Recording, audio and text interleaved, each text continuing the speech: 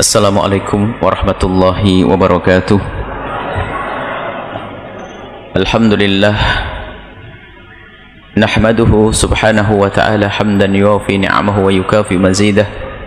Ya Rabbana lakal hamdu kama yanbaghi li jalali wajhika wa 'azimi sultanika. Subhanaka la nusi thana'an 'alaika anta kama athnaita 'ala nafsik. Falakal hamdu wa lakal syukru 'ala dhalik. Allahumma salli wa sallim ala habibina sayyidina Muhammad wa ala alihi wa ashabihi wa tabi'ina lahum bi ihsanin ila yaumiddin. Allahumma ya Rabbana alif baina qulubina waj'alna ya Rabbana minal mutahabbina fik wa minal mutazawirina fik wa minal mutajalisina fik wa minal mutabadilina fik innaka anta ala kulli syai'in qadir. Na'udzu bika ya Rabbana minal baghdha was-sahna wal hasad wal hikd waj'alna ya Rabbana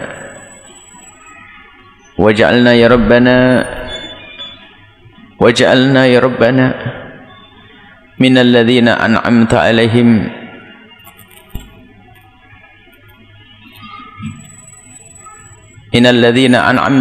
bil mahabbati fima bainahum. Rizukna ya Rabbana taubata qabla al-maut wasyahadata 'inda al-maut wal jannata ba'da al-maut. Amma ba'du. Yang sangat kami cintai, kami muliakan para perindu ridha Allah, para pecinta baginda Nabi sallallahu alaihi wasallam. Alhamdulillah, puji syukur kepada Allah, kita dimudahkan untuk terus istiqomah dalam menuntut ilmu, belajar di bawah bimbingan Syekh Ibn Athaillah As-Sakandari, dan juga seperti biasa muqaddimah kami hadirkan dari Mukhtasar Ibn Abi Jamrah, ringkasan Sahih Bukhari, yang kita sudah sampai kepada hadis yang ke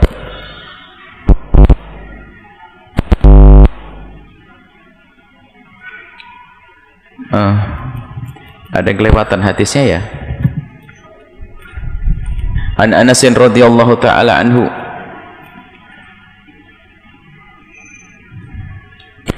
dari Sayyidina Anas radhiyallahu taala anhu, anin Nabi sallallahu alaihi wasallam, dari baginda Nabi sallallahu alaihi wasallam, qala, beliau berkata, yaqulullahu, beliau bersabda, yaqulullahu tabaraka wa taala, nanti Allah akan menyeru kepada li ahwani ahlin nari, kepada orang yang paling ringan siksa nerakanya, adzaban yaumal qiyamati, di hari kiamat. Allah menyeru kepada ahli neraka di hari kiamat nanti, law anna laka ma fil ardi min syai'in akunta taftadi bihi, kalau kamu punya sesuatu yang tersisa, kalau kamu mempunyai di dunia sesuatu, apakah kira-kira akan kau jadikan alat penebus agar kau tidak masuk neraka? Ini adalah pertanyaan, bukan pertanyaan sesungguhnya lalu orang tersebut kembali ke dunia lalu menebus dosanya, enggak. Ini berita untuk kita, cerita tentang yang akan datang, agar kita itu tidak menyesal seperti orang yang di dalam neraka ini. Hei hambaku, kalau seandainya kamu punya sesuatu untuk menebus dirimu agar tidak di neraka, apakah kau lakukan? Dijawab, na'am, pasti ya Allah, karena neraka pedih, sakit saya neraka. Kalau seandainya aku punya dunia, punya kerajaan, punya apa saja, akan aku berikan untuk menebus ini semuanya. Fayaqulu, dan Allah menjawab, aratum minka ahwan min hadha, aku menginginkan darimu lebih mudah daripada engkau menyerahkan duniamu. Lebih mudah yang aku minta darimu. Aku minta darimu gak berat kok. Ini kisah di dunia ini. Jadi Allah minta kepada kita tidak berat. Wa anta fi sulbi Adam, tatkala engkau di dalam sulub, tulang rusuknya, tulang rusuk, sulub itu adalah tulang belakang untuk menyimpan bakal. Tidak tahu secara medis seperti apa, nanti ada sperma yang disimpan di tulang punggung, sulub. Kemudian nanti setelah itu akan dipindah kepada rahim. Waktu kau masih di punggung ayahmu Adam, masih di punggung Nabi Adam, kita semua dari Nabi Adam. Di sana ada perjanjian-perjanjian. Allah tusyrik bi syai'an, agar engkau tidak menyekutukan aku. Dan berjanji semua. Saat itu semua berjanji. Apakah aku Tuhanmu? Iya, mengakui semuanya. Sebab yang tidak mengakui nggak akan bisa terlahir di dunia, nggak bisa lahir. Jadi di alam sana itu kita sudah bersepakat, kita sudah berjanji bahwasanya kita akan beriman kepada Allah Subhanahu wa taala. Akan tapi ternyata saat lahir di dunia banyak orang yang menyekutukan Allah. Ini yang dihadirkan, yang ingin kisah ini, kisah ahli neraka. Ditanya oleh Allah, kalau seandainya kamu di dunia itu punya sesuatu untuk menebus, apakah kau lakukan? Iya, aku lakukan ya Allah. Lalu Allah memberikan jawaban, aku menyuruhmu lebih ringan daripada itu, tapi ternyata kau tidak lakukan. Ini orang-orang kafir. Aku tidak minta apa-apa, bukan minta hartamu semuanya, tidak, bukan minta kekayaanmu, bukan minta kerajaanmu. Kau boleh jadi raja, tapi jangan sekutukan aku. Kau boleh jadi orang kaya, tapi jangan sekutukan aku. Tapi kenyataannya kau telah menyekutukan aku, maka tempatmu di neraka. Nah, ini ceritanya di akhirat, di hari kiamat, tapi tujuannya untuk kita. Allah tidak minta baik. Coba harta yang kita miliki bisa kita nikmati. Kita nikmati, kita makan enak, kita tidur enak, kasur kita tempati. Bukan, Allah tidak minta dunia untuk menebus. Bukan semua dunia kita untuk menebus dosa-dosa kita agar kita tidak ampuni oleh Allah. Enggak. Yang punya kekayaan nikmati dengan cara yang halal, mencari dengan cara yang halal, menikah dengan anak senang dan sebagainya. Allah tidak minta itu semuanya, hanya minta jangan sekutukan aku. Nah, inilah peringatan bagi yang masih hidup. Awas, hati-hati, jaga keimanan, jangan sampai kita masuk wilayah menyekutukan Allah yang akibatnya nanti kita akan berada di neraka selama-lamanya. Ini saja, singkat saja. Bismillah, kita langsung kepada hikmah selanjutnya. Hikmahnya Ibn Athaillah As-Sakandari.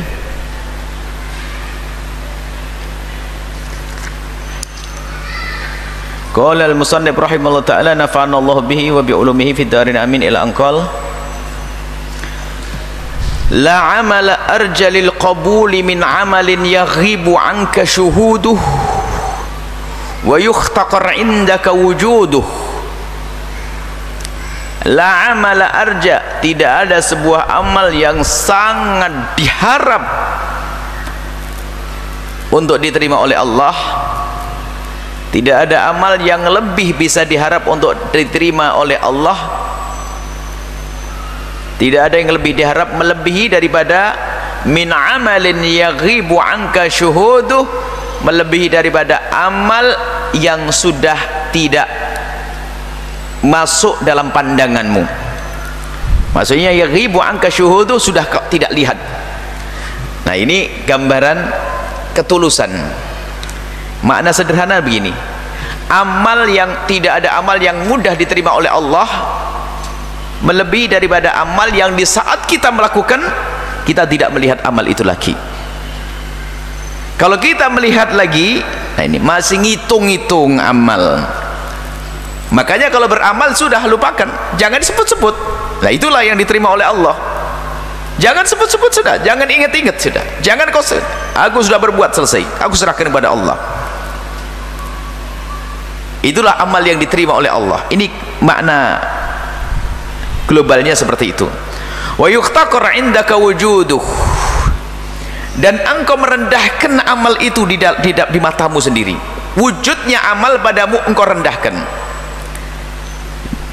Dua penyakit yang menjadikan amal tidak terima dipangkas dengan hikmahnya Ibn Athaillah As-Sakandari. Yang pertama adalah riya, yang kedua adalah ujub.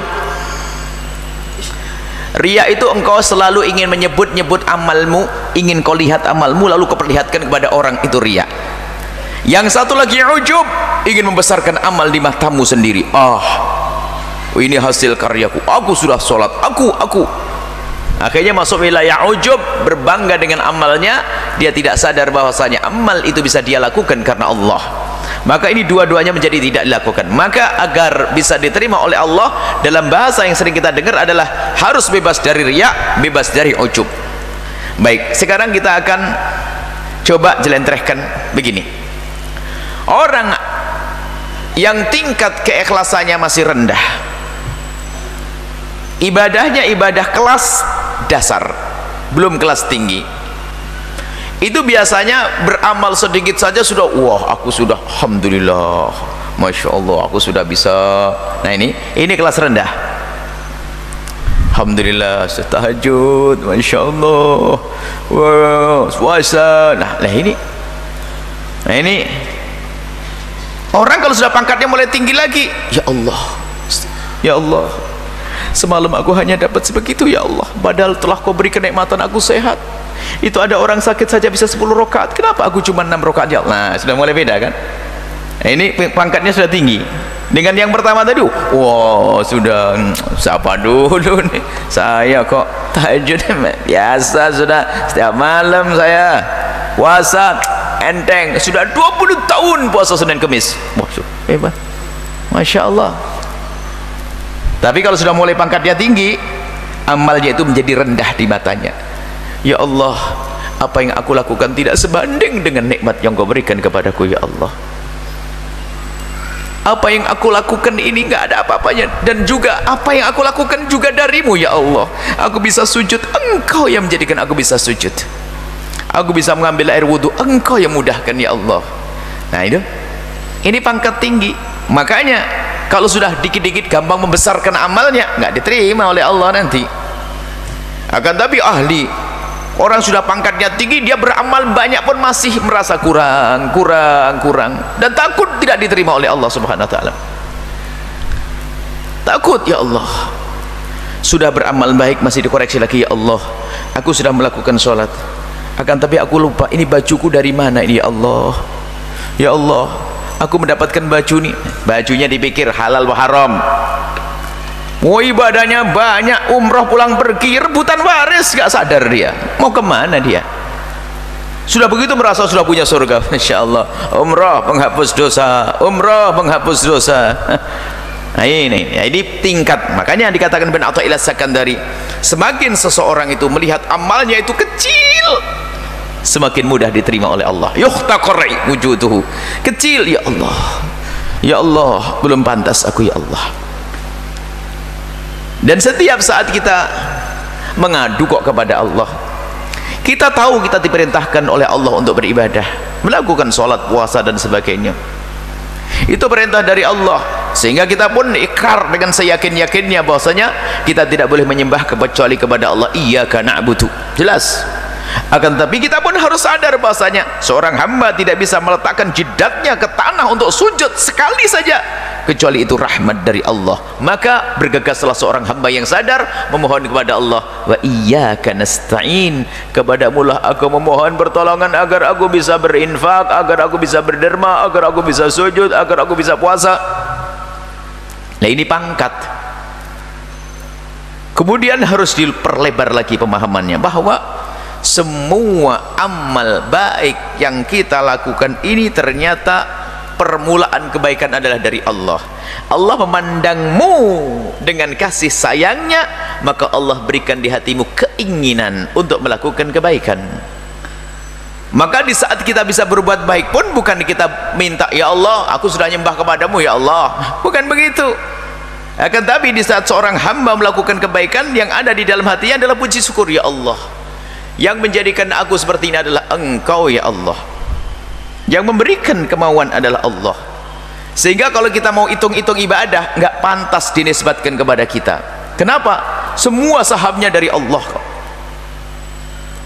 Semua sahabnya dari Allah. Tenaga Allah kasih, rizki Allah kasih, apalagi semua dari Allah, lalu kita bisa melakukan ibadah. Sehingga sebanyak apapun ibadah yang bisa kita lakukan, ternyata itu adalah percikan daripada rahmat Allah Subhanahu wa ta'ala.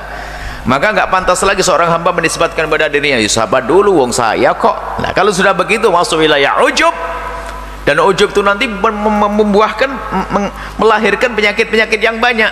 Remehkan orang lain, lah orang kaya begitu sedekahnya cuma segitu, ya sabar, ini ustadz tahajudnya 2 rakaat, ya ini ustadz kok tidak puasa ini hari Senin Kemis, karena dia ahli Senin Kemis, sudah mulai ngeremehin orang kan. Di belakang ustadznya pas hari Senin tiba-tiba minum di mimbar, 10 Muharram puasa, semua puasa, ustadznya lagi gak puasa, ustadz tidak puasa. Lo mulai ngerendahkan orang kan. Nggak cukup dia, bukan sekedar dia masuk wilayah ujub, berbangga dengan amalnya, membesarkan amal, tapi setelah itu masuk wilayah merendahkan orang lain. Lihat ini kalimat indah dari Ibn Athaillah As-Sakandari. Paling mudah diterimanya amal adalah yaghib anka syuhuduh, sudah tidak kau lihat lagi. Setelah berbuat baik sudah. Maka hikmahnya Luqman Hakim itu kan sederhana. Hikmah Luqman Hakim, suatu ketika beliau berkata, nasihati anaknya, wahai anakku, agar engkau diterima oleh Allah, lupakan dua hal dan ingat dua hal. Apa itu? Dua hal yang harus engkau lupakan adalah, jika engkau berbuat baik, segera lupakan. Dan yang harus kau lupakan yang kedua adalah, jika ada orang berbuat salah kepadamu, segera lupakan. Dua hal yang harus kau lupakan, selamat kau. Yang pertama apa? Jika engkau berbuat baik, lupakan. Biar gak dihitung-hitung. Coba saja Anda sedekah 10 juta, mau sedekah lagi ingat, oh, kemarin sudah 10 juta. Kalau Anda lupa, keluar lagi duit, enak. Tapi gara-gara diingat lagi, oh sudah sedekah, kapan? Dihitung 20 tahun yang lalu, sudah kedaluarsa. Maka nasihat ringan dari Luqman Hakim, lupakan dua hal. Jika engkau berbuat baik, segera lupakan. Jika ada orang berbuat salah kepadamu, segera lupakan. Dua hal yang harus selalu kau ingat. Jika engkau berbuat salah, ingat terus, biar engkau bisa segera tobat dan terus tobat. Yang kedua, tidak mengulangi lagi. Yang harus kau ingat terus adalah, jika ada orang berbuat baik kepadamu, hendaknya kau ingat terus, agar kau bisa terus memperbanyak terima kasih kepadanya. Termasuk Allah, bukan manusia saja, kebaikan orang, kebaikan siapapun, hendaknya kau ingat terus agar semakin besar syukurmu. Sederhana. Tadi yang mudah Pak, lupakan amal, jangan dilihat terus. Nah, kalau ingin melihat amal dalam irama koreksi, pernah suatu ketika dalam bab ikhlas waktu itu, yuk kita hitung-hitungan amal kita. Bukan hitung-hitungan amal kita banyak atau tidak banyak, kita merenung amal kita diterima tidak oleh Allah kira-kira. Ada unsur riya atau tidak, merenung. Jangan sampai banyak amal, tak taunya apa? Habis. Hanya kita pamerkan di depan seseorang, bangga di depan seseorang, menjadikan kita meremehkan seseorang, menjadikan kita sombong, habislah amal itu. Kita perlu di saat beramal kita koreksi lagi, ya Allah, aku beramal, nah ini karena Allah atau tidak. Maka sederhana, agar amal diterima, yang paling bisa diharap dan mudah diterima oleh Allah adalah jika engkau mudah melimpahkan amal tersebut. Jangan dilihat. Ini adalah hilang daripada riya. Nggak pengen disebut oleh siapapun. Oh, Masya Allah Pak Haji, ini sandal yang saya belikan dulu itu ya? Oh sudah 10 tahun, mereknya aja sama, masih ingat. Allah, nah, tapi kalau sudah lupa, nggak sadar, bahkan kalau yang bangun masjid itu adalah dia, nggak ingat, bahkan baru setelah dengar ceritanya, oh baru sadar. Dia kalau nggak ingat, memang tidak biasa mengingat-ingat. Maka tanda amalmu yang diterima oleh Allah adalah mudah, engkau tidak gampang menyebut-nyebutnya. Sederhana. Kemudian tanda amalmu diterima oleh Allah, yuhtaqar indaka wujuduh. Amal yang kau lakukan terus kau anggap kecil. Nah ini kalau sudah kita begitu, hebat. Semua amal yang kita lakukan dibanding dengan karunia Allah kecil, ya Allah, enggak sebanding, ya Allah. Kau beri 1 miliar, ya Allah, aku hanya nyumbang 100 juta. Ya ilahi, astagfirullah ya Rabb. Wah, ini berat banget bagian duit nih. Ya Allah, aku bisa tidur jam 10 malam. Kenapa tahajud saya juga tidak bisa, ya Allah? Puji syukur kepadamu, ya Allah, atas ibadah yang aku sudah mudahkan untukku. Tapi aku mohon maaf, ya Allah, aku tidak bisa sempurna dalam ibadah. Lihat. Sehingga kalau orang sudah makomnya tinggi nanti, mereka menyesalnya bukan menyesal urusan dia itu melakukan keharaman, sehingga menyesalnya di saat dia tidak bisa melakukan kebaikan. Kan kita perlu menyesal karena seseorang melakukan dosa. Nah ini, ada orang menyesal karena dia telah melakukan dosa. Khauf, menyesal dan takut melakukan dosa. Ini adalah tingkat pangkat. Paling tidak kita tidak apa-apa di sinilah. Cuman pangkat tinggi bukan itu. Dosa sudah sangat jauh. Pangkat tinggi adalah takut kalau amalnya tidak diterima oleh Allah. Bukan dosa, tapi sudah masuk amalnya, takut tidak diterima oleh Allah Subhanahu wa taala. Nah, ini pendidikan dari Ibn Athaillah Sakandari di sini adalah agar kita selalu bagaimana kita memperhatikan amal kita ini agar tidak dirongrong oleh penyakitnya. Penyakit yang pertama adalah riya. Sebut-sebut, wah, diabadikan namanya. Semuanya namanya harus nempel di sepuat setiap sedekahnya. Sedekahnya harus tempelin namanya dia, mau dihabisin pahalanya. Tapi ingat, ini kalau kita kembalikan bab riya ya, urusan riya urusan pribadi ya, jangan ngurus riyanya orang. Awas, hati-hati. Ini saya ingatkan lagi, mohon bisa didengar nanti dalam kajian abadikan amal dengan ikhlas. Jangan sekali-kali menunjuk kepada orang dengan sebutan riya, bukan urusanmu. Kadang-kadang kita pandainya riya. Duh, hebat bener nih manusia, kok tahu hatinya orang. Awas, jangan sekali-kali. Tapi kalau anda ingin menunjuk riya, tunjuklah kepada dirimu sendiri. Jangan-jangan kau riya ya, seneng ya kamu sedekah 1 juta kedengaran sama orang, seneng ya. Riya, tunjuk dirimu sendiri, tapi jangan sekali-kali menunjuk orang lain riya. Nah, karena yang namanya riya itu halus. Dalam hadis disebutkan, akhfa min dabiwi namladis sauda ala sakhratis samma fi lalati dhulma. Yang namanya riya itu halus, makanya jangan sok tahu. Lebih lembut dari langkah kaki semut hitam berjalan di atas batu hitam di dalam kegelapan malam. Waduh, Nabi yang menyebutkan, sudah ngulangnya saja susah, apalagi mikir riyanya. Lembut. Riya itu muncul kadang 10 tahun yang akan datang. Ikhlas tidak kuat, bahkan mau mati bisa disebut. Jadi yang namanya riya tidak serta-merta hari itu dia riya, bisa esok lusa kan, bisa minggu depan, bisa ini yang bangun saya sudah 20 tahun hancur amalnya, pamer dengan kebanggaan. Makanya riya itu halus. Imam Ghazali menyebutkan satu riwayat, amal ini akan dibawa oleh malaikat, masuk pintu pertama, pintu kedua, pintu ketiga. Pintu amal tidak tahu kayak apa pintunya, jangan banyak tanya, sudah saya tidak ngerti pintunya kayak apa itu. Pokoknya oleh malaikat dibawa masuk pintu 1, pintu 2, pintu 3, itu lolos sampai sampai nyampe kepada Allah. Tiba-tiba Allah mengatakan, tidak aku terima karena dia berbuat bukan karena aku. Malaikat nggak tahu. Jangan mengatakan orang lain riya pas hari ini. Kemudian jangan sekali-kali sering atau berkata, aku ikhlas loh ya. Ngapain ngomong begitu? Ikhlas itu karena Allah, nggak usah kasih tahu sama saya, Pak. Ikhlas itu perbuatan baikmu karena Allah. Ngapain ngasih tahu saya? Ya saya ya nggak kasih tahu. Ini ngomong sama saya barusan, kok bilang nggak ngasih tahu? Jebol lah itu tabunganmu. Cuman berbicara ikhlas boleh, bicara tentang ikhlas. Misalnya saya ngasih duit, saya ikhlas loh ya, nggak usah ngomong juga, ini urusan dengan Allah. Kalau ikhlas tunjuk ke orang, kalau riya boleh tunjuk ke sini.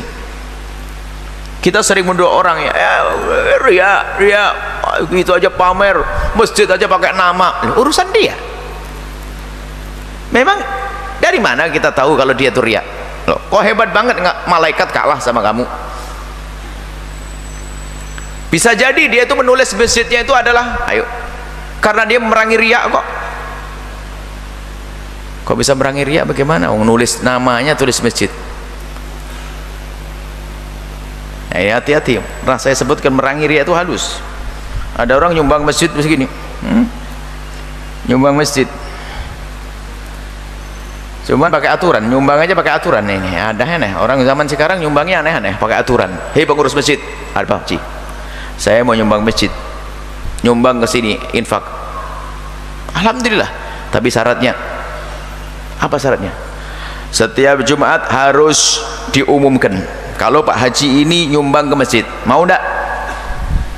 Nah ini model begini nih. Nah ini riya apa ikhlas? Ada yang ngomong riya tuh. Sudah dibilang jangan nuduh orang lain riya, macam riya. Belum beres pengajiannya sudah. Ya. Kok nuduh orang riya? Pamer. Urusan dia bukan urusanmu dia. Dia sebetulnya orang pengen belajar memerangi riya ternyata. Lah kok merangi riya pamer? Oh iya, dia itu nyumbangnya tuh 100 juta. Cuman pesen sama pengurus masjid, tolong umumkan setiap Jumat depan kalau saya nyumbang 1 juta. Lah. Nyumbangnya 100 juta, 99-nya disembunyikan, nyumbangnya 100 cu. Minta diumumkan berapa? 1 juta. Coba. Anda aja nyoba berat kayaknya, ayo. Anda nyumbang 10 juta suruh ngumumkan 1 juta. 1 juta ya? Iya. Salah nyebut aja protes. Ayo. Hati-hati. Sudah terlanjur kita nuduh dia riya. Hati-hati, jangan katakan kau riya.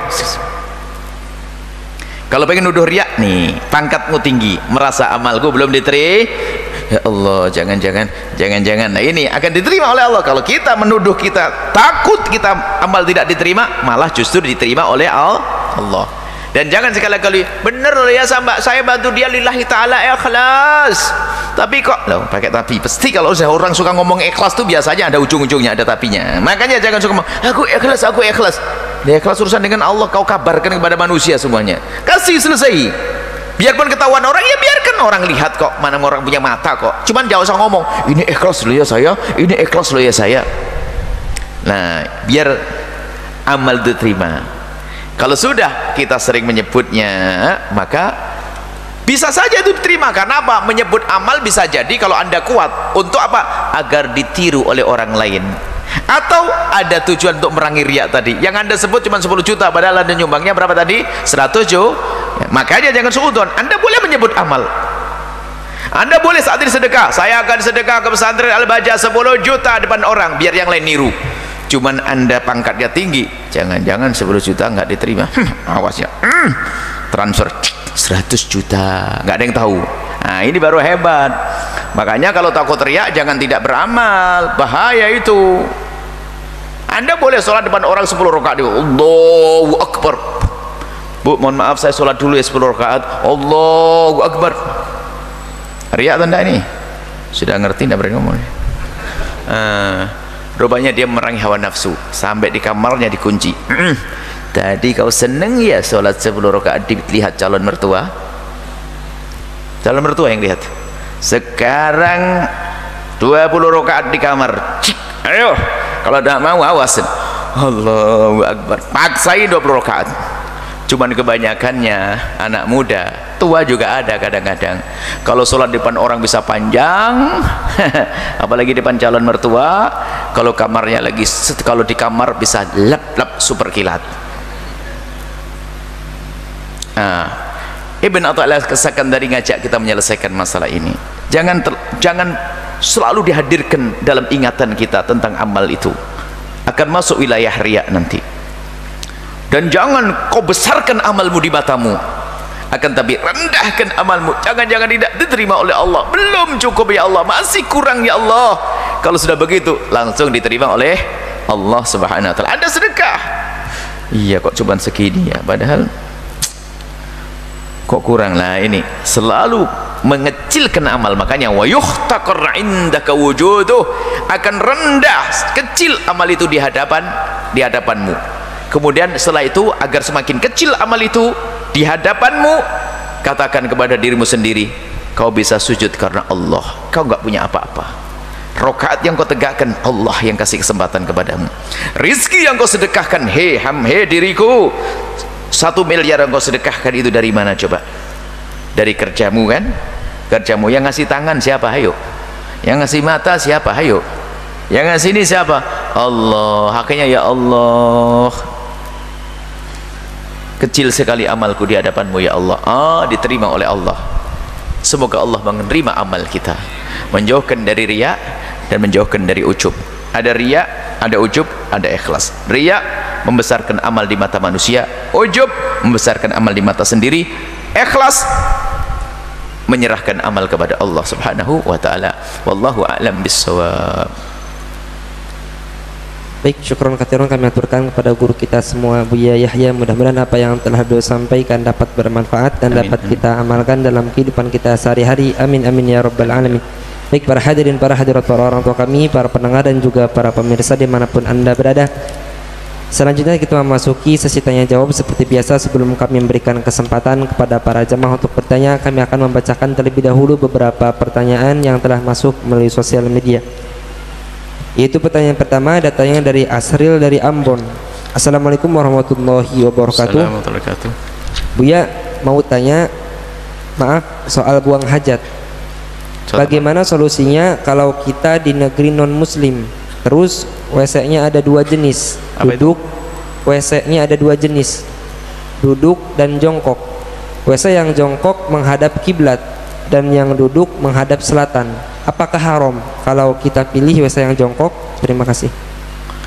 Bab qada hajat, buang hajat. Dikatakan para ulama, buang hajat menghadap kiblat atau membelakangi kiblat adalah haram jika buang hajatmu di lapangan, di tempat terbuka. Ayo, siapa yang buang hajat di tempat terbuka?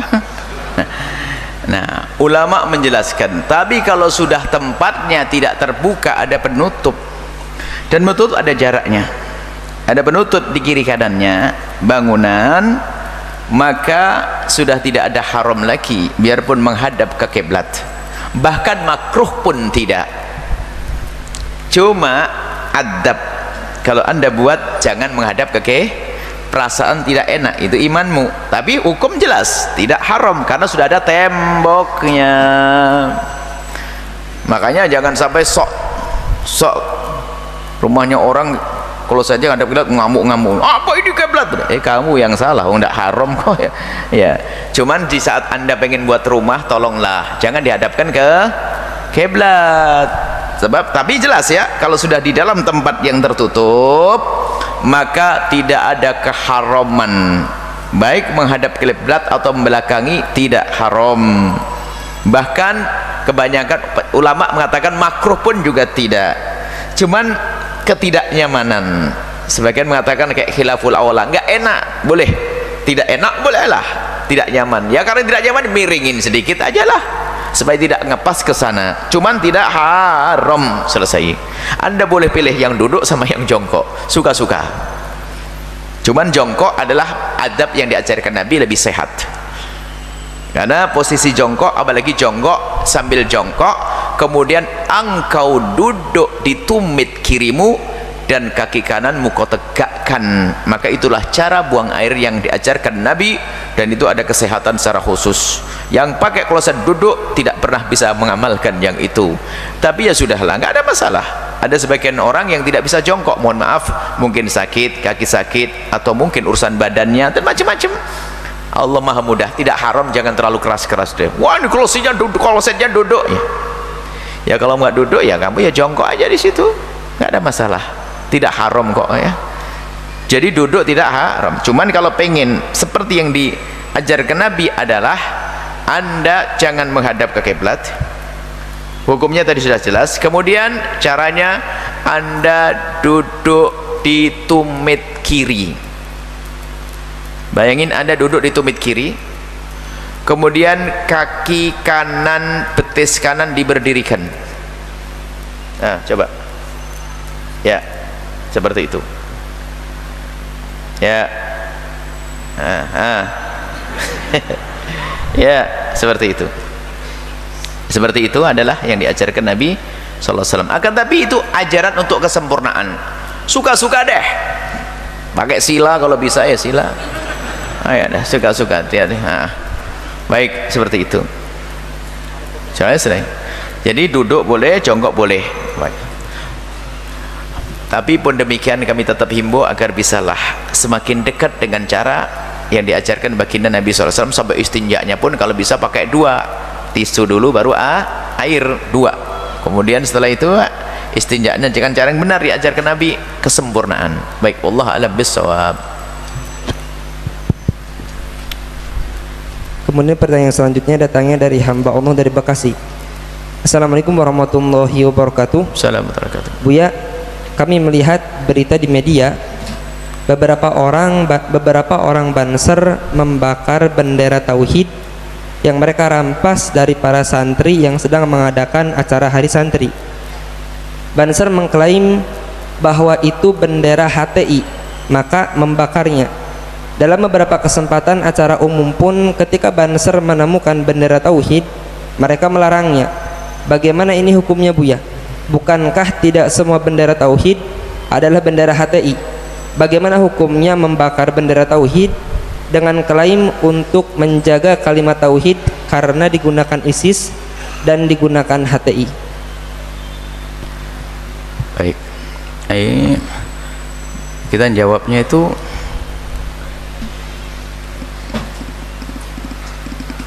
bukan susah menjawabnya.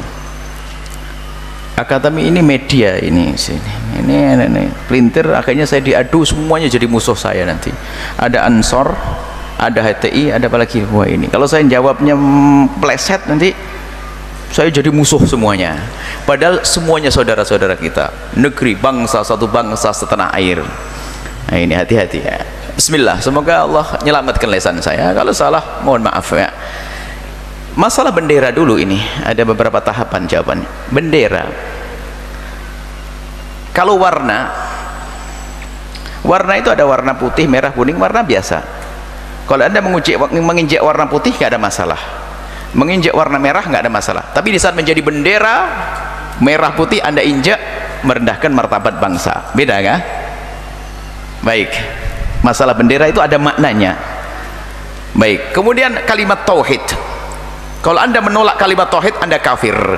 Cuman di saat menjadi bendera sebuah kelompok ini beda. Jadi kalau ada orang, makanya kita harus adil.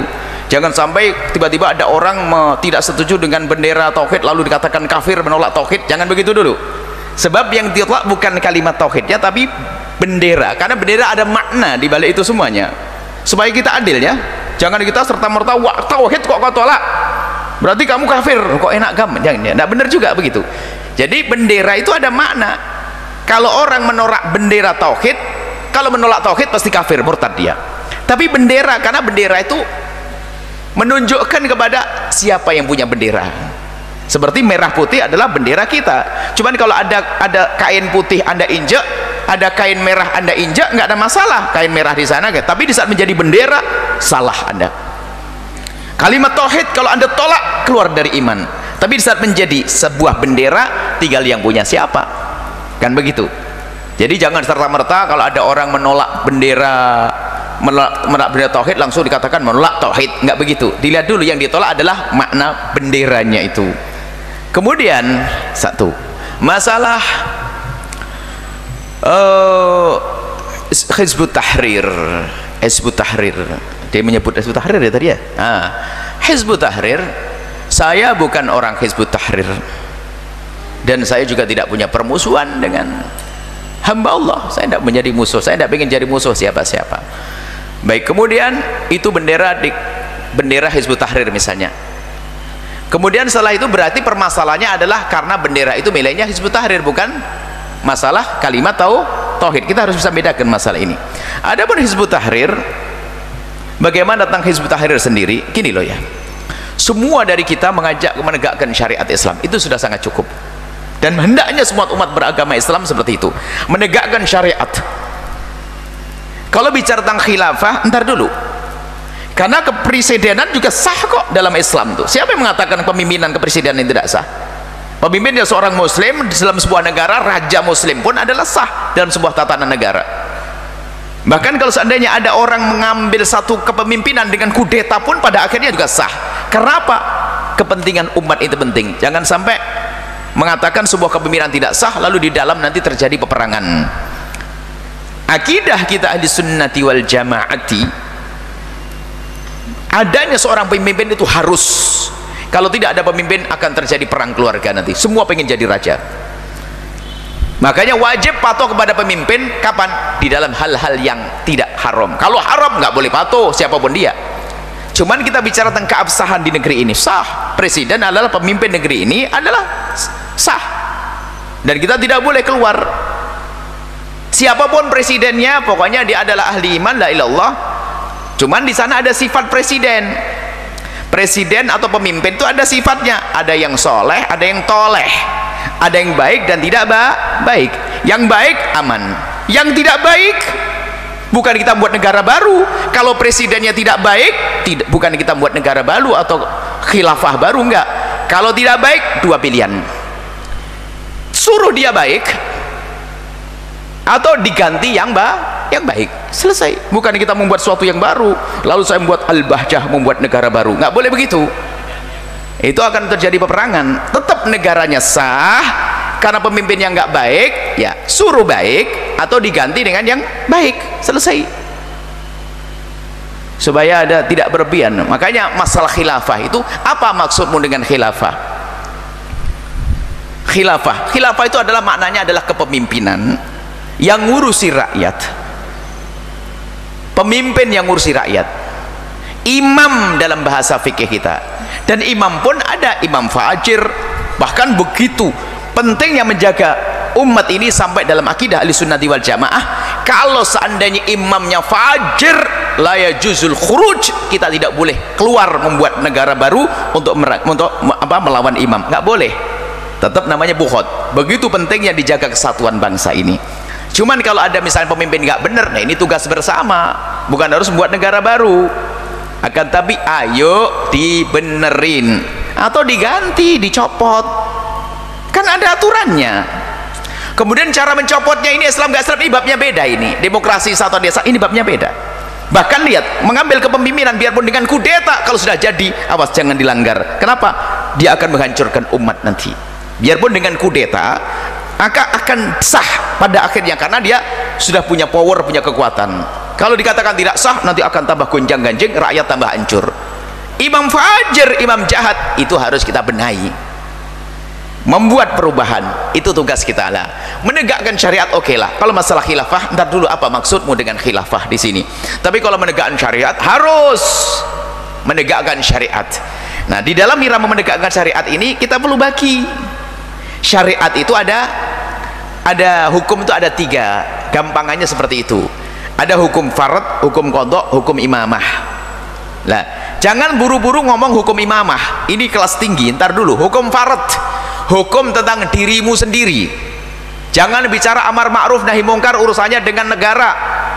Ntar dulu. Dan memang bisa di sini, cuman urusanmu sendiri, matamu jangan lihat yang haram dulu, itu saja. Yang presidennya kamu, wakilnya kamu, rakyatnya kamu, hukum farad. Keluargamu itu loh, ya ini kita harus peduli ini. Makanya juru dakwah biasanya masuk wilayah ini. Kamu negara, rumahmu adalah negaramu, tegakkan kebenaran di dalam rumahmu. Kemudian ada qadha, hukum qadha, terjadi perselisihan. Hukum imamah, yuk kita tegakkan bersama-sama, tentunya ada aturannya. Baik, jadi terlepas masalah itu, masalah menegakkan syariat harus, dan Islam indah di dalam menegakkan syariat. Kemudian setelah itu saudara-saudara dari kaum Banser, nah ini kembali kepada bagaimana diadakan Banser itu. Banser itu punya tugas di saat diadakan Banser untuk menjaga, bukan menjaga agama saja, tapi juga menjaga negeri ini. Bukan menjaga negeri saja, menjaga agama. Kembalilah kepada fungsi ini. Kalau anda kembali fungsi ini, oke. Nah, Banser ini pengen menjaga kesatuan negara, kesatuan Republik Indonesia, kan begitu ya maksudnya. Kalau menjaga kesatuan Republik Indonesia, semuanya tugas semuanya, bukan tugas Banser, tugas negeri ini, tugas bangsa ini. Cuman tugas kita bukan hanya ini saja, harus jaga agama. Bahkan seperti Ormas Nahdlatul Ulama itu untuk menjaga agama, bukan saja menjaga negara, agama. Maka kami berharap besar Banser sebagai pasukan mudanya Nahdlatul Ulama di barisan paling depan di dalam menjaga negara kesatuan Republik Indonesia, dan juga di barisan paling depan di saat melihat penodaan terhadap Islam. Itu kalau anda Banser. Kalau ada orang mencaci Nabi Muhammad, anda harus berdiri nomor satu. Mencaci Al-Quran, anda berdiri nomor satu, karena anda Banser. Nah ini harus, baru benar ini. Negara kesatuan Republik, oke, saya setuju masalah ini. Baik, setelah itu Anda harus tahu mana kawan, mana lawan. Kalau kawanmu kau jadikan lawan, bermasalah. Atau lawanmu kau jadikan kawan, juga bermasalah. Baik, jangan sampai hanya sekedar acak-acakan. Dan kami tidak mengatakan Anda acak-acakan. Ini adalah nasihat untuk adik-adik saya, saudara-saudara saya yang ada di Banser, abang-abang saya di Banser. Bukan Banser saja yang ingin mengatasnamakan sebuah perjuangan. Anda harus bedakan siapa lawanmu dan siapa kawanmu. Jangan sampai kawan tiba-tiba Anda musuhi, kan bermasalah. Bendera pun Anda harus membedakan. Ini bendera la ilaha illallah, hanya orang bangga la ilaha illallah, tidak ada hubungan RTI, ya jangan dianukan misalnya. Lawanmu, jangan sampai lawan kau jadikan kawan. Anda kalau jujur dengan ini istimewa, Banser sesuai dengan yang diinginkan oleh pendirinya. Bahkan sesuai dengan yang diinginkan pendiri NU, Nahdlatul Ulama. Memilah mana kawan, mana lawan. Selagi bukan lawan, jangan jadikan lawan. Kalau sekedar perbedaan saja, tidak tahuan saya dengan Anda ini saudara. Nanti gara-gara ngomong ini ya jangan dirubah jadi lawan nanti. Saudara, saya mencintai Anda. Saya mencintai Anda. Jangan sampai gara-gara begini wah nanti jadi lawan. Wah, ini Anda salah memilih lawan lagi nanti. Atau siapapun. Jadi saya nasihat cinta kepada Anda. Jadi Anda bisa memilah mana kawan, mana lawan. Lawan Anda adalah itu orang yang menodai kesatuan negara Republik Indonesia, dan lawanmu adalah orang yang menodai agama Anda, agama Nabi Muhammad SAW. Itu baru lawan. Makanya termasuk jika ada di keluarga kita, rumah kita, bapak kita misalnya merendahkan Islam, lalu dianggap agama yang lain pun sama, terus merendahkan syariat Nabi Muhammad dengan kalimat-kalimat, wah itu adalah lawan. Cuman memerangi lawan juga beda-beda. Kalau lawannya adalah melakukan pelanggaran, ya sesuai dengan pelanggarannya dong. Ditegur, tidak harus langsung dengan peperangan, diingatkan, diajak diskusi seperti itu. Bukan sampai kita menjadikan lawan tanpa ada kejelasan, atau kawan. Ini penting sekali masalah milih kawan dan lawan. Kalau salah berbahaya sekali. Ini nasihat supaya tidak salah, karena kami perhatikan muda-muda mulai dari yang namanya Banser atau yang lainnya bersemangat, anak-anak muda. Cuman kalau kita dalam berperang tidak tahu siapa lawan, jangan-jangan saudara kita dipenggal. Tidak tahu siapa kawan, dianggap musuh, itu kawan kita yang dipenggal nanti ya. Maka adik-adikku dari Banser, Anda harus bisa memilah siapa lawan, siapakah kawan. Dan untuk mengetahui ini lawan dan kawan, ukurannya adalah ukuran syariat Syekh Hashim Asy'ari, syariat baginda Nabi Muhammad SAW, syariat umat Nabi Muhammad SAW. Insyaallah sampai di sini saja. Jadi bukan kritik, mengingatkan kepada kaum muslimin Indonesia secara umum. Orang Nasrani bukan musuhmu kok. Bahkan etnis apapun bukan musuhmu. Nasrani atau Hindu, Buddha bukan musuhmu. Musuhmu adalah yang mengganggu negeri ini, dan musuhmu adalah mengganggu agama. Itu selesai. Karena agama di dalam hati umat. Kalau dinodai lebih dahsyat daripada menodai urusan dunianya. Inilah yang harus kita pahami. Jadi kita saat ini di hadapan sebab-sebab perpecahan, permusuhan, pertikaian. Seram kita, ngeri. Pertikaian, permusuhan, belum lagi sebentar lagi pemilihan. Sekaligus saya nasihatkan ini, pemilihan presiden. Yang memilih nomor 1 ada umat la ilaha illallah, yang memilih nomor 2 ada umat la ilaha illallah. Apakah gara-gara beda pilihan nanti lalu Anda perang dalam rumah tangga Anda? Umat Islam mau diadu domba. Kalaupun terpaksa Anda harus beda, saling memberi hadiah, saling mengucapkan salam yang baik. Kita berbeda, tapi subhanallah, caci maki olo-oloan habis. Saya ngomong begini nih, komentarnya nanti tidak tahu, wallah alam bisawab ini. Tapi sudah saya maafkan kok, yang bakal komentar jelek sudah saya maafkan. Saya tidak akan menyimpan apapun. Saya doakan semoga Allah memberikan segala kebaikan, gitu saja. Lihat, permusuhan luar biasa, caci maki. Yang kelompok 2 mencaci si kelompok 1 habis. Sampai akhlak umat ini ada di mana? Akhlak bangsa ini ada di mana? Kok senang diadu? Kalau Anda tidak berbicara tentang agama, bukankah Anda satu bangsa, satu negeri? Kenapa harus bermusuhan? Ini sedih kita lihat. Ini gara-gara medsos ini ada penjahat-penjahat ngadu domba. Wong saya kadang-kadang potongan video diangkat, wah jadi perang musuh ini. Itu potongan-potongan nih. Ini ada penjahat-penjahat ngadu domba ini.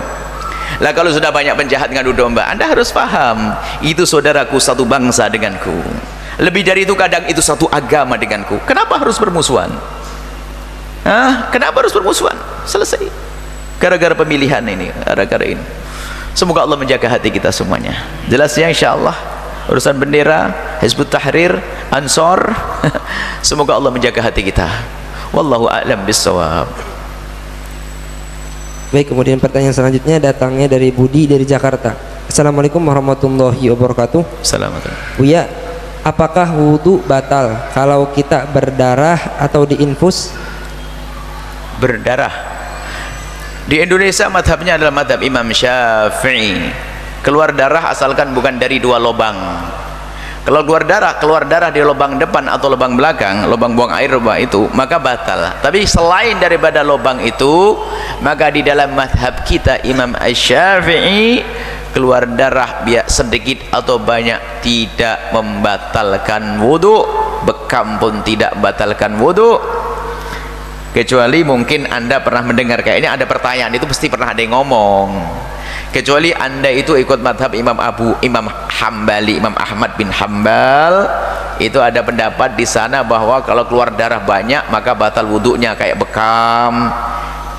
Tapi kan bukan madhab Anda kan Syafi'i, ya nggak batal, tenang aja, bekam setiap hari juga nggak batal. Jadi ini cuman karena madhab Syafi'i, kami pun hadirkan madhab Syafi'i. Cuman mungkin sebab kadang ada orang aneh di tengah-tengah madhab Syafi'i, dia mendatangkan madhab lain bener kita yakini, cuman kalau bukan madhab Syafi'i jangan dihadirkan madhab lain. Mungkin ada orang yang menghadirkan di tengah-tengah masyarakat ngasih fatwa begitu, ya bolehlah saya kasih penjelasan saja. Itu bukan madhab Anda, bukan madhab Syafi'i, madhab Hambali, sebagian dari madhab Hambali. Baik, Allah a'lam bissawab. Kemudian pertanyaan selanjutnya datangnya dari Yanto dari Pasuruan. Assalamualaikum warahmatullahi wabarakatuh. Salam.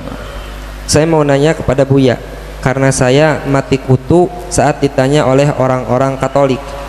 Pertanyaannya begini Buya, di agama Islam orang kalau mati atau masuk kubur nanti ditanya oleh malaikat yang diutus oleh Allah, dan nanti ketika sudah kiamat manusia akan ditimbang amal kebaikan dan keburukannya. Kenapa harus ada itu semua? Kan Allah Maha segalanya. Kenapa harus ditanya? Kenapa tidak langsung dimasukkan ke surga atau neraka? Toh sama-sama dibalas kok amal perbuatannya. Begitu pertanyaannya Buya, mohon penjelasannya. Yang pertama, jika Anda berbicara dengan orang yang berbeda keyakinan dengan Anda jangan mau diajak bicara tentang sesuatu yang cabang-cabang keyakinan. Itu kan cabang-cabang keyakinan, artinya apa? Pokoknya dulu dong. Itu kan disebutkan dalam Al-Quran tentang ada hari kiamat, segala macam hisab, mizan, timbangan, kan ada dari sirat, itu kan di Quran. Sekarang kita tidak membahas masalah isinya Quran, tanyakan ke dia, kamu percaya tidak dengan Quran? Gitu dulu. Kalau nggak percaya pada Quran, Anda akan percuma akan diskusi. Wong tidak percaya dengan Al-Quran kok, dan tidak percaya dengan Tuhan Anda, Tuhan Allah. Biarpun Anda mendatangkan seribu dalil Al-Quran, tidak percaya Al-Quran, percuma. Bukan tugas Anda mendatangkan hujah-hujah dari Al-Quran atau hadis Nabi, karena dia tidak percaya dengan Quran yang Anda bawa. Maka jangan terjebak dalam diskusi. Kalau memang dia tidak percaya dengan Al-Quran, ya sekarang Anda boleh diskusi lebih dahsyat lagi, keajaiban Al-Quran, mukjizat Al-Quran dan sebagainya. Baik, sekarang sudahlah, percuma diajak diskusi tentang Islam, dia tidak tertarik sama Islam. Sekarang gini sajalah, dia juga punya Tuhan barangkali Tuhanmu kayak apa sih kira-kira? Kenapa kok susah-susah? Kok ada yang susah juga? Kan Tuhanmu juga menciptakan orang susah, juga menciptakan orang ini, sama saja, balik saja, dia kan punya Tuhan. Kenapa ada orang susah, ada orang ini? Kenapa kok harus nikah terus hubungan? Enggak langsung punya anak gitu aja dah. Ini akhirnya rewel ngatur Allah, ngatur Tuhannya itu. Jadi kalau orang yang beda Tuhan dengan Anda, diskusinya bukan begitu. Kembalikan kepada agamanya. Kamu punya agama enggak? Punya agama. Punya Tuhan enggak? Ya punya Tuhan. Lah kenapa Tuhanmu kok nyiksa orang juga itu? Dibalikkan saja. Apalagi tadi agama apa? Katolik ya, misalnya Katolik. Ingat, agama Nasrani bukan musuh kita ya. Kalau dalam dialog agama ya, kenapa untuk mengampuni domba-domba yang hilang harus Yesus disalib? Karena Allah, kan Tuhan bisa saja memberi pengampunan misalnya. Ini dalam dialog itu kembalikan saja kepada agama.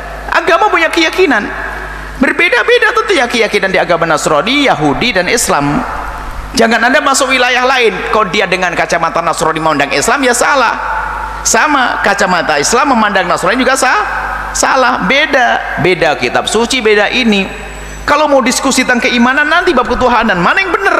Ayo diskusi dialog tentang ketuhanan. Kita kan Tuhan Maha Tunggal. Ada Tuhan tiga, Tuhan ini. Dialognya di situ. Jadi jangan terlalu dituruti begitu, kembalikan saja.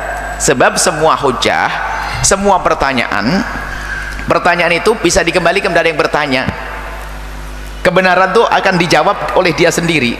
Kan dia menjawab, oh iya ya. Kenapa enggak usah nikah dia langsung punya anak 16? Itu aja mau. Mana keindahan pernikahannya, duduk mesra dengan istri, nggak ada semuanya, langsung punya anak. Nanti ngatur lagi, kenapa kok ada orang sakit? Nah ini tanyakan ke Tuhannya dia itu. Kalau dia punya Tuhan, kenapa harus ada orang sakit? Kenapa tidak biar sehat semua aja? Kenapa hidung kok harus di depan daripada repot pakai masker? Taruh belakang aja, kalau naik motor nggak selesai. Ribut ngurusi kerjaannya Tuhan. Baik, kalau dengan orang beragama Islam sederhana, kau jangan ngurus urusan Tuhanmu, urusi urusanmu sendiri. Kalau ngurusi urusan Tuhan kau tak akan capek. Ribut terus. Anda tidak faham kenapa Allah menciptakan begini. Subhanallah, kita mikir di badan saja kita nggak paham. Kenapa rambut ini kok tidak panjang-panjang ini? Kalau panjang kan bingung, ada salon alis nanti. Masya Allah. Ini sudah ciptaan Allah. Nggak usah protes, ya Allah kenapa ini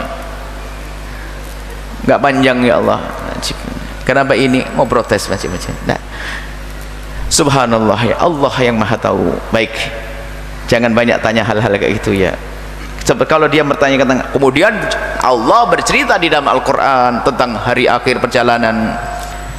Apa bedanya perjalanan dunia dengan perjalanan akhirat? Selagi dia iman kepada hari akhir, Allah menciptakan ada bapak, ada anak, ada ini, ada itu, ada pohon kecil, kemudian menjadi besar, disiram dan sebagainya. Ini proses sama kayak tadi, masuk neraka, Shiratal Mustaqim, sama dengan pohon. Kalau mau gede ditanam dulu, dipupuk dulu, disiram dulu. Seperti Anda nikah dulu, berkumpul, lalu lain, sama kayak gitu, sama. Jadi biasanya pertanyaan-pertanyaan yang dibuat-buat begitu ya sebetulnya bukan karena dasar pengen tahu. Dia sendiri sebenarnya ngerti, dia juga punya Tuhan yang diyakini kok. Cuman kadang-kadang bab inat, bab pembangkangan, membuat permusuhan. Semoga Allah menjaga iman kita. Allah a'lam bissawab. Baik, selanjutnya kami memberikan kesempatan kepada para jamaah untuk bertanya dari jamaah bapak-bapak satu dan jamaah ibu-ibu satu dengan satu orang satu pertanyaan. Kami mulai dari jamaah bapak-bapak.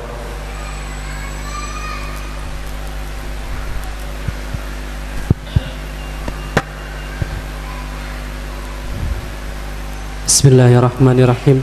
Assalamualaikum warahmatullahi wabarakatuh. Waalaikumsalam warahmatullahi wabarakatuh. Buya Yahya yang saya cintai dan saya hormati, saya mau bertanya bagaimana kiat-kiat beribadah supaya ibadah itu tidak malas tapi ibadahnya itu nikmat, Buya, seperti itu. Assalamualaikum warahmatullahi wabarakatuh. Assalamualaikum warahmatullahi wabarakatuh.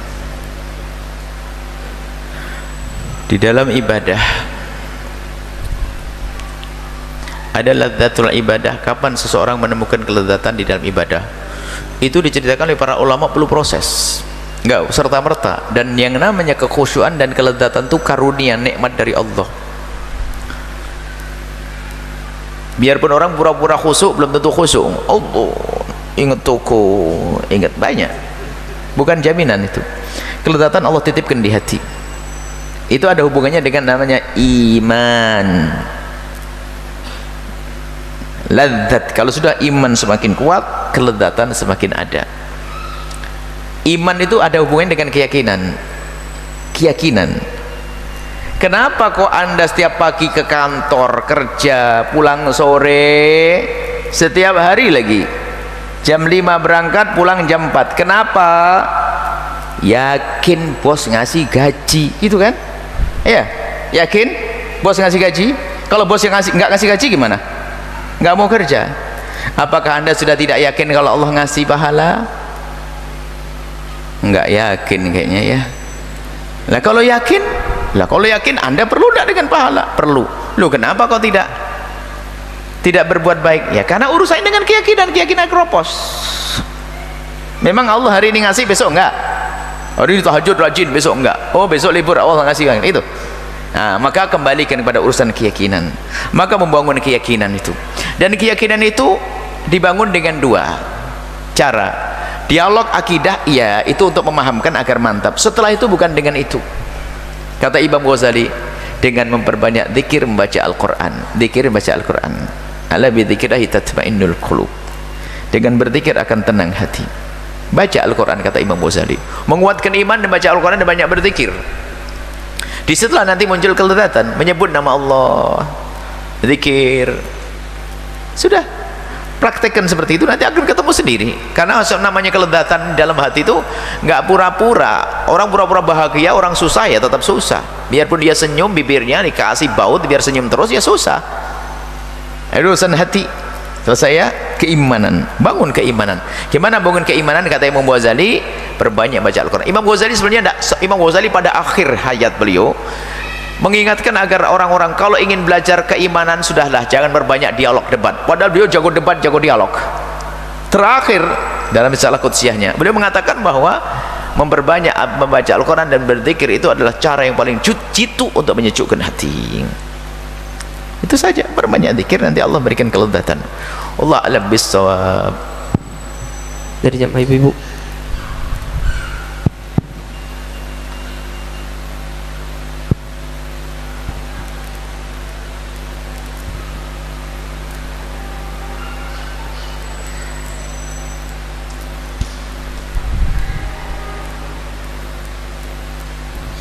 Bismillahirrahmanirrahim. Assalamualaikum warahmatullahi wabarakatuh. Assalamualaikum. Buya, saya ingin bertanya, titipan pertanyaan sebenarnya, perihal tugas seorang istri. Itu ada seseorang yang baru menikah, kemudian mungkin kaget atau gimana? Gimana? Panik. Kaget karena sehari-harinya kok ternyata pekerjaan istri itu beberes rumah, masak, nyuci, nyetrika gitu. Dia berpikir kok istri seperti asisten rumah tangga gitu. Itu dan suaminya juga memang selalu menyuruh seperti itu. Baiknya seperti apa sikap istri dan suaminya? Terima kasih Buya. Wassalamualaikum warahmatullahi wabarakatuh. Assalamualaikum warahmatullahi wabarakatuh. Kita membahas dari dua sisi. Sisi hak dan kewajiban.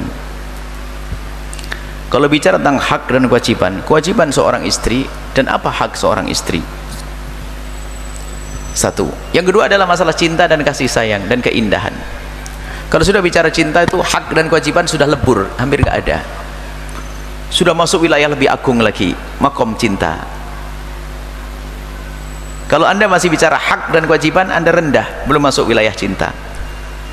Dan belum menemukan keindahan, mengerjakan suatu berat semuanya. Tugas mau berangkat kerja lagi-lagi. Tapi kalau dengan cinta, Masya Allah, indah. Tinggalkan wilayah menuntut, ayo masuk wilayah cinta. Nah, kalau bisa bicara misalnya hak nih, lihat, nggak usah kaget para bapak. Nyuci baju bukan tugas istri, masak bukan tugas istri. Wah, senang dapat hadiah saya di sini. Nggak usah kaget pak ya. Nyuci baju suami bukan tugas istri, menanak nasi bukan tugas istri. Jelas?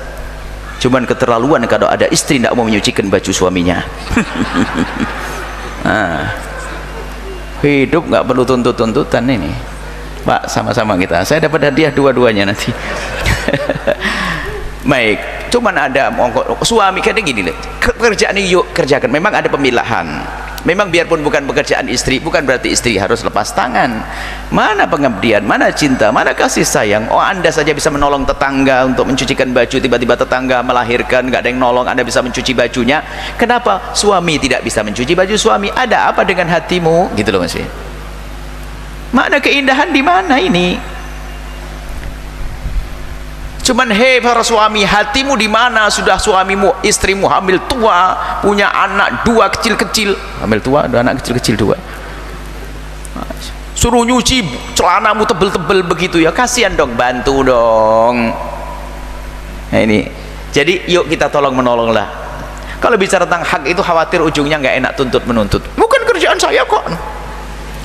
Kalau sudah mulai begitu, nanti suami pakai hukum fikih. Kata Ustadz, wajibnya seorang suami ngasih nafkah kepada istri adalah 2 genggam. Nih 2 genggam untuk makan sehari. Ayo, mau 2 genggam, 2 mut. Hidup kok main tuntut-tuntutan kok nggak enak bener. Kan bahasa cinta adalah milikku milikmu, kan begitu. Oh, indah. Baik, kalau masalah kewajiban, iya, suami wajib mencari nafkah. Bahkan suami adalah untuk menyelesaikan urusan rumah tangga, dapur, itu adalah suami. Cuman mana kasih seorang istri membantu suaminya? Jangan semua bebankan. Oh, bang, membantu bagian nyuci baju harus ada sendiri, bagian nyapu sendiri. Dan jangan sekali-kali merasa bahwasanya engkau jadi budak pasanganmu. Bahkan kata Imam Ali, justru keindahan hidupmu adalah di saat engkau bisa menjadikan dirimu budak pasanganmu, bukan merasa diperbudak. Hei para suami, agar semakin indah, jadilah kau budak untuk istrimu. Dan hei istri, jadilah budak untuk suamimu. Maknanya apa? Semuanya punya kiat untuk berkhidmah kepada pasangannya. Ujungnya adalah puncak keindahan. Rebutan masak nanti, rebutan nyapu nanti, rebutan nyuci baju nanti, kan indah itu. Masya Allah. Hah? Insya Allah, sampaikan sama yang titip pertanyaan, sampaikan salam takdim dari Buya Yahya supaya tidak main tuntut-tuntutan. Baik, wallahu a'lam bissawab. Baik, cukup ya. Cukup, Masya Allah. Bismillahirrahmanirrahim. Alhamdulillahirabbil alamin. Allahumma shalli ala sayyidina Muhammad wa ala sayyidina Muhammad. Irhamna wa la tu'adzibna, wa'ansurna wa la takhdhulna, wa'afina wa la tumridna, wa akrimna wa la tuhinna, wa athirna wa la tuthir alaina, innaka ala kulli syai'in qadir. Allahumma ya Allah, ya Allah, berikan kepada kami kasih sayang dan cinta darimu ya Allah. Jadikan kami hamba-hamba yang saling mencintai karenamu ya Allah. Dan kami mohon jauhkan kami dari perselisihan, jauhkan kami dari permusuhan, jauhkan kami dari percekcokan, jauhkan kami dari prasangka buruk. Ya Allah, jauhkan negeri ini dari perselisihan, percekcokan ya Allah. Jauhkan negeri ini dari pertumpahan darah ya Allah. Kami mohon wahai Zat yang menguasai kami, menguasai hati kami, menguasai masyarakat ini kami ya Allah, yang menguasai negeri ini ya Allah. Kami mohon wahai Zat yang maha pengasih, berikan kasih sayangmu kepada mereka.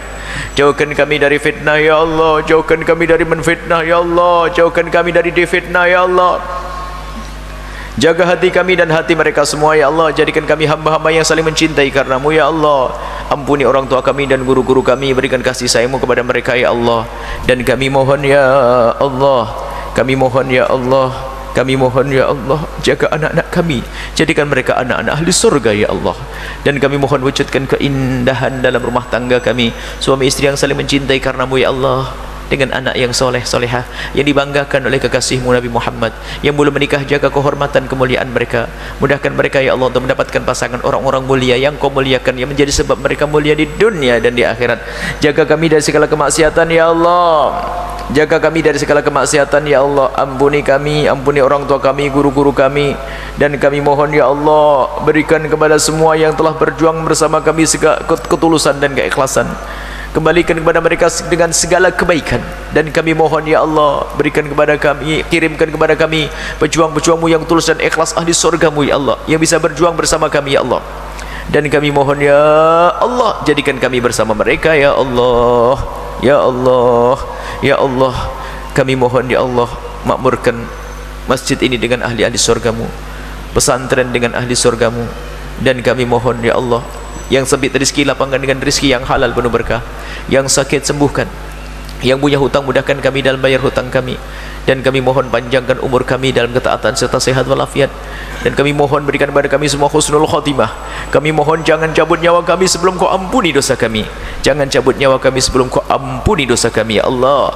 Jangan cabut nyawa kami sebelum kau ampuni dosa kami ya Allah. Dan kami mohon jauhkan kami dari segala dosa, jauhkan kami dari meninggalkan solat, jauhkan kami dari judi, jauhkan kami dari minuman keras, jauhkan kami dari zina yang busuk dan kehinakan itu. Dan kami mohon jika ada di antara yang hadir ada hamba-Mu yang pernah terpeleset dalam hina dan busuknya zina di masa lalu mereka, kami mohon wahai Zat yang Maha Pengasih, ampuni ya Allah, ampuni ya Allah, dan tutup aib mereka di dunia sehingga di dunia tetap mulia, dan tutup aib mereka di akhirat sehingga di akhirat tidak Kau seksa lagi ya Allah. Dan kami mohon buka pintu halal, pintu halal, pintu halal, dan cukupkan kami dengan yang halal dari-Mu ya Allah, sehingga kami tidak akan menoleh dan melirik kepada yang haram. Berikan kepada kami semua husnul khotimah, mati dalam keadaan iman. Dan kami mohon ya Allah, jadikan ucapan kami di akhir hayat kami kelak saat Engkau hendak mencabut nyawa kami. Kami ingin saat itu ya Allah, hati dan lidah kami mampu mengucapkan kalimat agung dan mulia, la ilaha illallah Muhammadur Rasulullah, la ilaha illallah Muhammadur Rasulullah, la ilaha illallah Muhammadur Rasulullah sallallahu alaihi wasallam. Rabbana atina fid dunya hasanatan wa fil akhirati hasanatan wa qina adzabannar. Wa sallallahu ala sayyidina Muhammadin wa ala alihi wasallam. Alhamdulillah rabbil alamin. Al-Fatihah.